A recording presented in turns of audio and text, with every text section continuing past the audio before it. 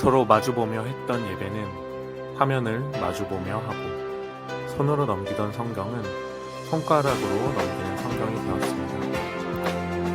신앙생활의 모습은 달라졌지만 신앙생활의 본질은 변하지 않았습니다. 각자의 자리에서 묵상합시다.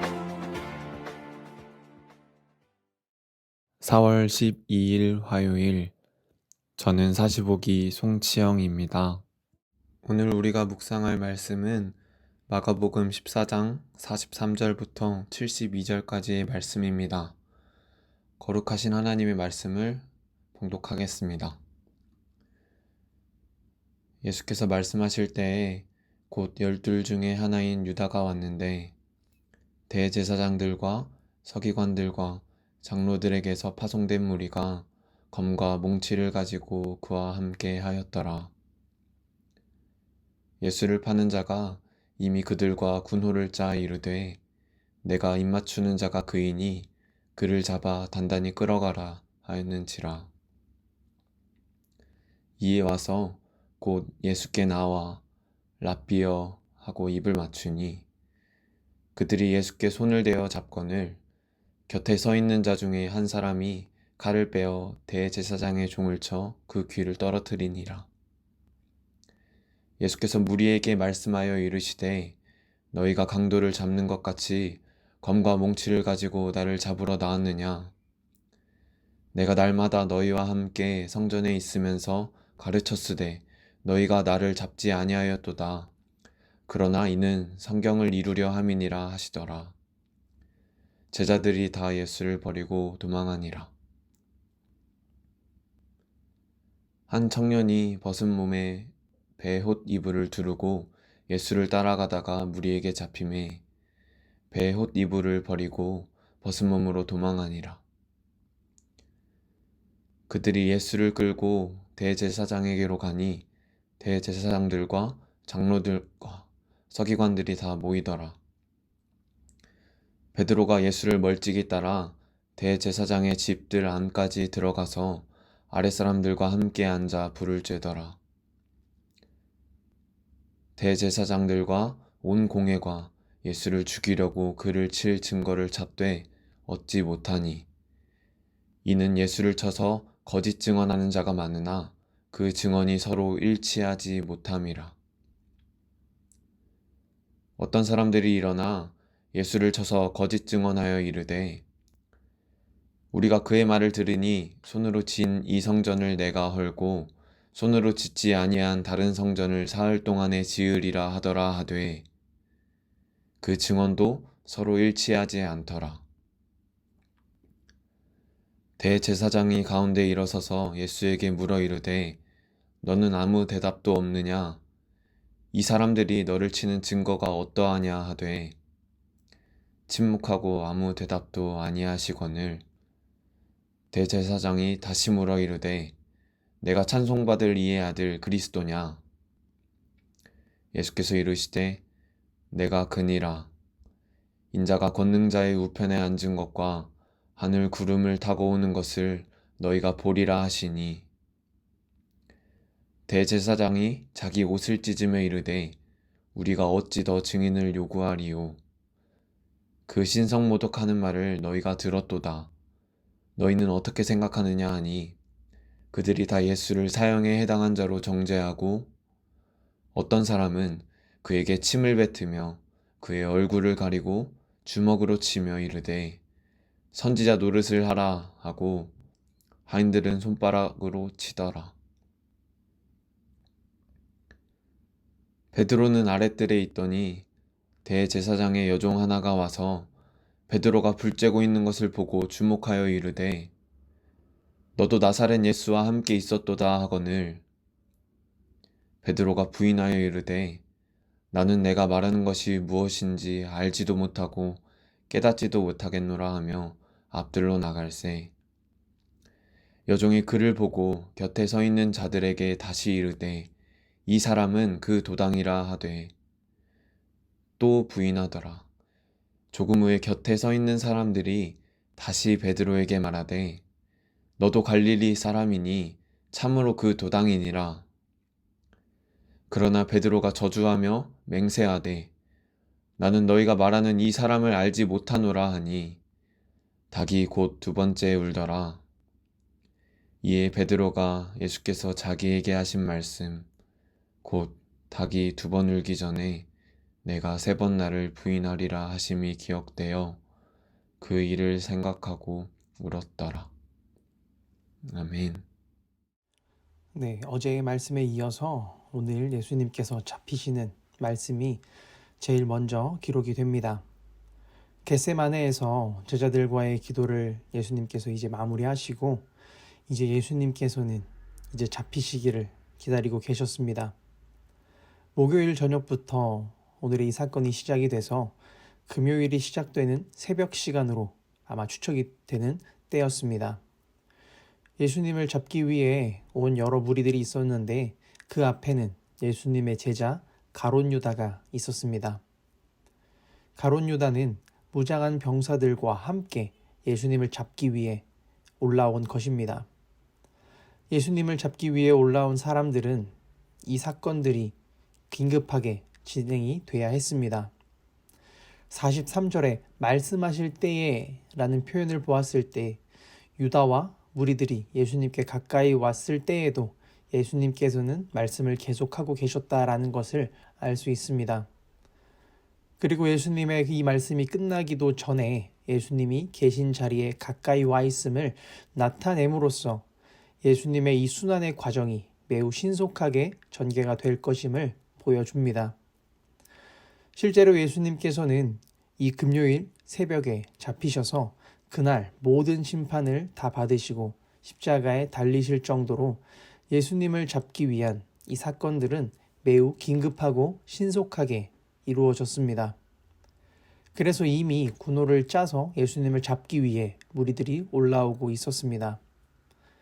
그리고 45절에 유다의 이 랍비어라고 하는 단어는 유대인들이 자신들의 스승에게 말을 걸거나 인사를 할 때 관례적으로 쓰는 말이었습니다. 하지만 오늘 유다의 랍비어라고 하는 말은 그가 예수님께 입을 맞추는 행위와 함께 배신된 신호에 가까웠습니다.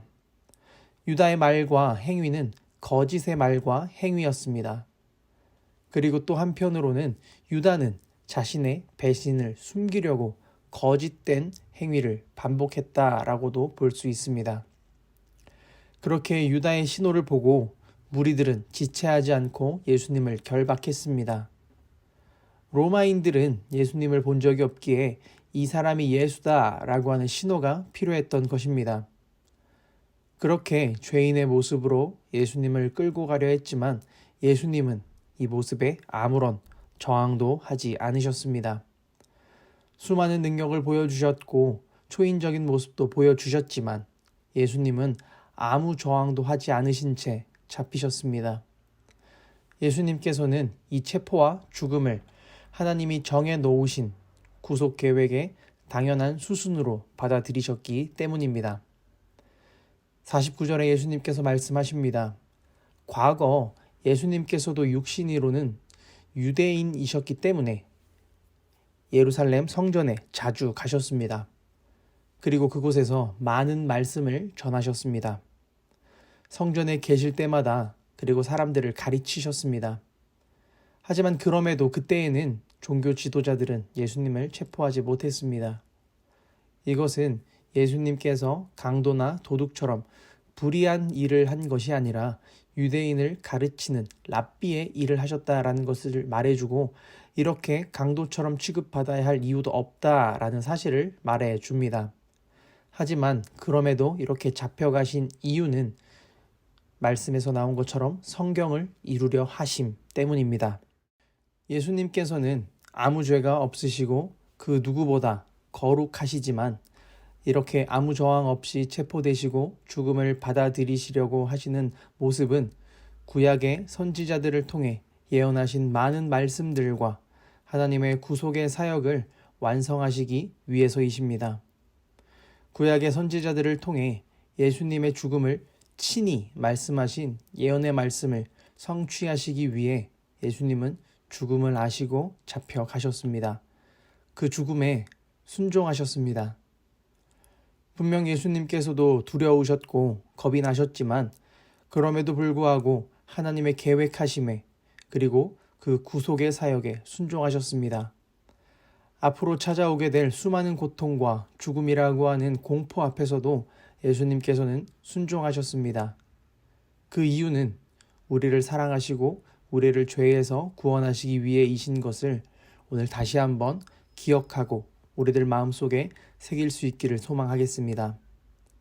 성경을 이루시기 위해 그리고 우리를 사랑하셔서 우리와 함께 하시기 위해 많은 고통과 죽음에 순종하신 예수님의 그 순종을 묵상할 수 있는 오늘의 하루가 되기를 소망하겠습니다. 그 사랑을 묵상할 수 있는 오늘의 하루가 되기를 소망하겠습니다. 나와 같은 죄인을 구원하시기 위해 거룩하신 주님께서 죽음에 순종하셨습니다.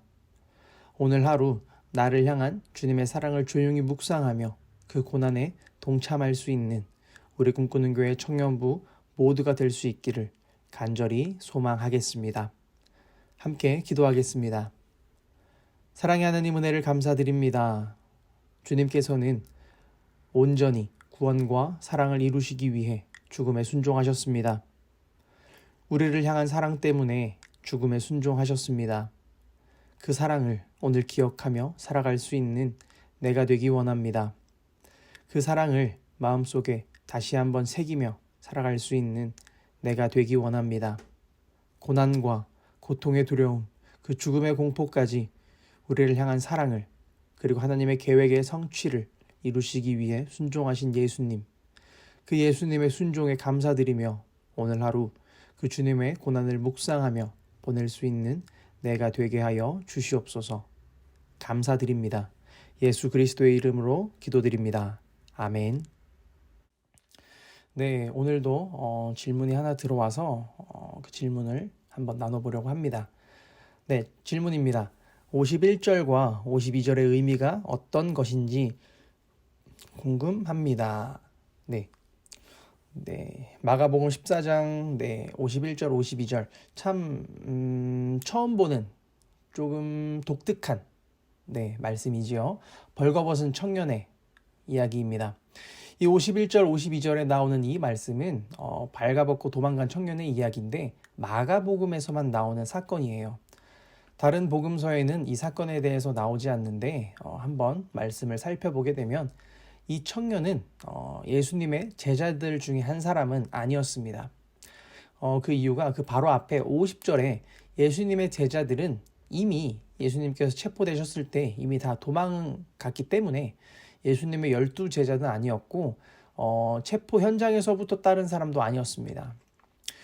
그래서 혹 몇몇의 학자들은 이 청년이 마가복음을 기록한 마가가 아닐까 생각을 하기도 합니다. 그래서 체포되어 가는 예수님의 그 모습을 보면서 그 모습을 외면할 수 없기에 잠옷 차림으로 나섰다라고 볼 수도 있는데요. 51절에 배혼니불이라고 하는 단어의 원어를 좀 보게 되면 고운천을 의미하는데 이 고운천은 서민들은 일상적으로 입지 못할 정도의 좀 고급 옷이었습니다. 고급 천이었어요. 그래서 시체를 싸는 용도로만 이렇게 사용하는 고급 천이었는데 그래서 부자들은 이것을 잠옷이나 시원한 겉옷 정도로 만들어 입기도 했습니다. 그래서 이 청년이 이것을 걸치고 있었다라는 것을 보았을 때 이 청년은 조금 부유한 삶을 살았구나라는 것을 알 수 있어요. 그리고 벗은 몸으로 도망했다라는 말씀을 보았을 때 이 청년도 아마 그 목숨을 부지하기 위해 필사적으로 도망친 것을 더욱 선명하게 보여주는 그런 말씀입니다. 체포당해서 이제 끌려가시는 예수님과 잠시 동행을 했다가 이 청년도 다른 제자들과 같이 생명의 위협을 느끼고 예수님과 함께 가는 것을 포기하고 만 거죠. 그래서 다른 제자들의 모습과 크게 다르지 않는 그런 연약한 모습을 이 청년도 보여준 것입니다. 그래서 당시 예수님을 따랐던 많은 사람들의 연약한 모습을 보여준 것이다. 그런 말씀이다. 라고 하는 생각이 듭니다. 오늘은 질문이 이렇게 하나밖에 들어오지 않아서 이렇게 간단하게 나눠보았는데요.